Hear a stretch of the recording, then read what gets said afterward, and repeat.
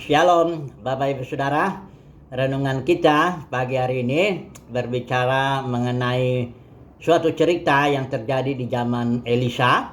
Ketika itu Israel dikepung ya oleh Raja Aram ya, Ben-Hadad namanya, dan akhirnya terjadilah kelaparan di Samaria. Samaria itu ibu kota daripada kerajaan Israel yang utara itu ya, yang 10 suku.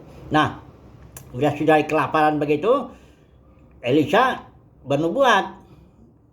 Artinya begitu kelaparan itu coba dulu kita baca ya di 2 Raja-Raja pasal yang ke-6 ya.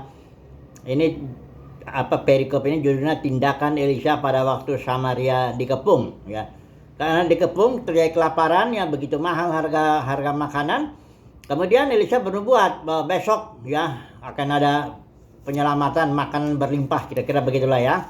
Nah, bagaimana Tuhan menggenapkan nubuat Elisa ini? Yaitu dengan cara ada 4 orang kusta ini di luar perkemahan. Karena orang kusta itu tidak boleh masuk ke perkemahan, masuk ke kota Samaria begitu ya. Dia ada di luar.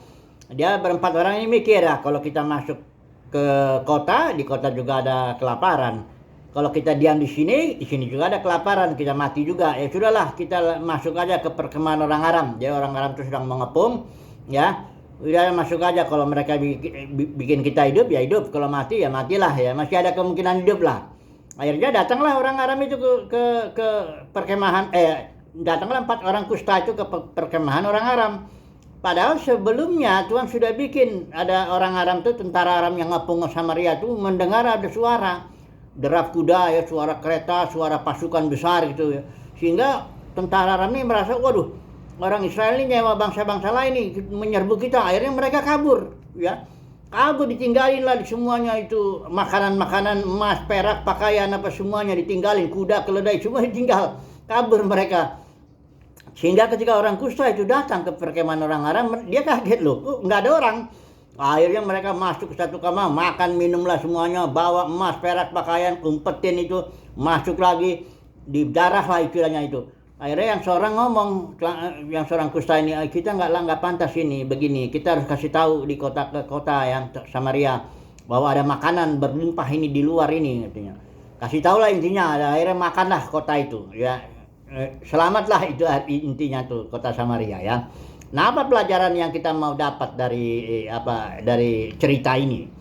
Ceritanya jadi begini, bahwa ada makanan berlimpah di luar perkemahan kota itu. Waktu itu Samaria kita tahu itu penuh penyembahan berhala ya, dan di luar itu ada makanan sebenarnya berlimpah ya, ada makanan berlimpah di luar perkemahan. Nah, saya langsung terapkan ini ke dalam dunia kekristenan. Saudaraku, ada makanan berlimpah di luar sistem dunia kekristenan ini ya. Dunia kekristenan sudah banyak dengan aturan-aturan, harus datang hari Minggu, harus kasih persepuluhan, harus begini, harus. Saudaraku, kalau orang hidup di dalam sistem harus begitu, itu makin kurus itu ya. Ngerjain ritual bisa 20 tahun, 30 tahun, nggak tambah pengetahuannya, pemahamannya akan firman Tuhan, pewahyuannya akan firman yang segar gitu ya, makanan yang segar gitu ya. Kalau makanan yang lama-lama ya udah terus itu dipelajari ya. Tapi yang makanan yang segar ini adanya di mana? Ya, pewahyuan firman Tuhan yang segar ini adanya di mana? Adanya di luar perkemahan dunia kekristenan, Bapak Saudara. Mari kita baca dulu Ibrani pasal 13 ini ya, untuk membuktikan hal ini ya. Coba perhatikan ini ya. Ibrani pasal 13 ayat yang ke-10. Kita mempunyai suatu mesbah ya. Ini sedang menceritakan, karena orang Ibrani cenderung kembali lagi kepada mesbah Yudaisme ya.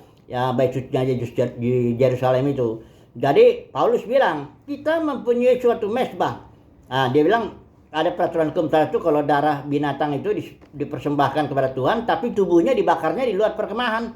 Nah, begitu juga, itulah sebabnya katanya Yesus itu mati di Golgota. Golgota itu di luar kota Yerusalem, di luar perkemahan ya.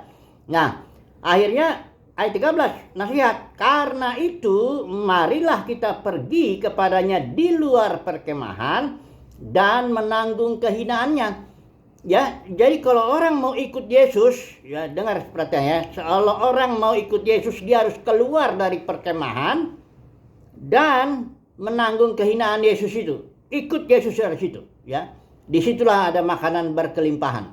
Ya, bagaimana caranya mengikut Yesus seperti itu. Ya, saudaraku begini. Saudara dan saya sudah lahir baru. Diberikanlah iman Kristus di sini dalam batin kita ya. Iman itu diberikan oleh Tuhan, itu energi. Energi Kristus yang memampukan kita melakukan tindakan. Kalau seseorang diberikan iman itu dan dia bertindak berdasarkan imannya, ya, maka tindakannya itu akan menyempurnakan iman yang ada ini. Perhatikan ya, bandingkan surat Roma yang mengatakan dari iman kepada iman, bandingkan dengan surat Yakobus bahwa perbuatan menyempurnakan iman. Saudaraku, jadi kalau orang tidak bertindak atas dasar imannya nggak bertumbuh.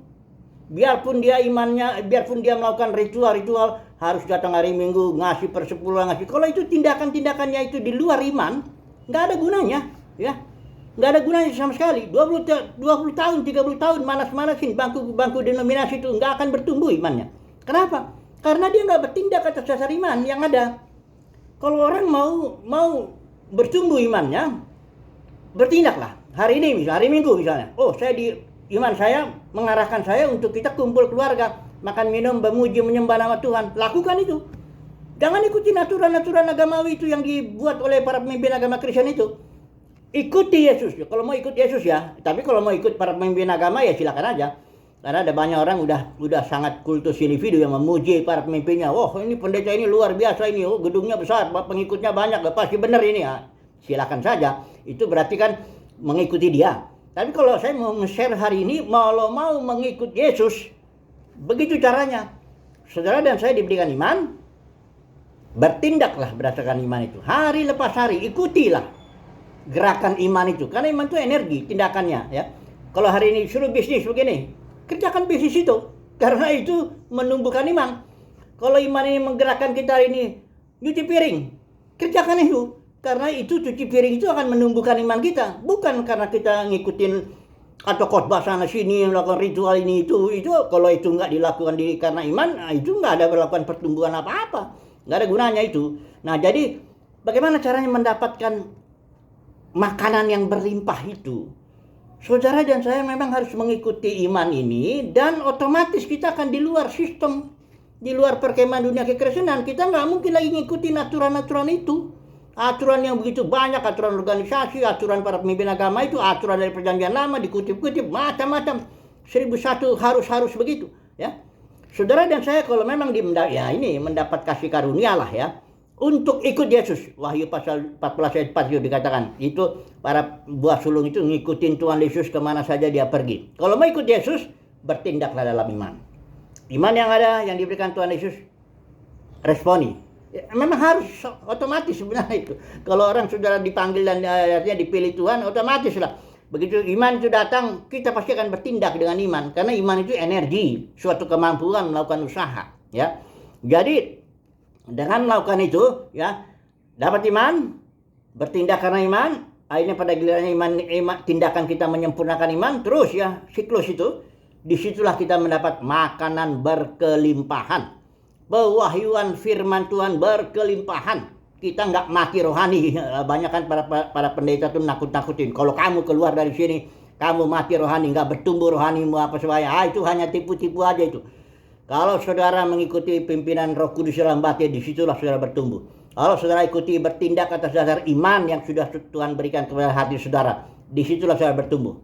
Jadi pertumbuhan itu disebabkan orang bertindak karena iman, ya, bukan karena melakukan ritual agamawi itu loh, bukan itu hanya bohong-bohong orang aja. Ada maksudnya itu para pemimpin narik jemaat itu, cari narik uangnya juga kok. Itu ada, saya udah banyak itu cerita mengenai itu. Intinya begini, ada makanan Bapak Saudara di luar perkemahan dunia kekristenan berkelimpahan. Bagaimana cara mengambilnya? Lakukanlah tindakan iman, ikuti. Kalau iman saudara hari Minggu ke sini, hari Senin ke sini, pokoknya ikuti. Itulah tindakan yang akan menyempurnakan iman saudara dan saya.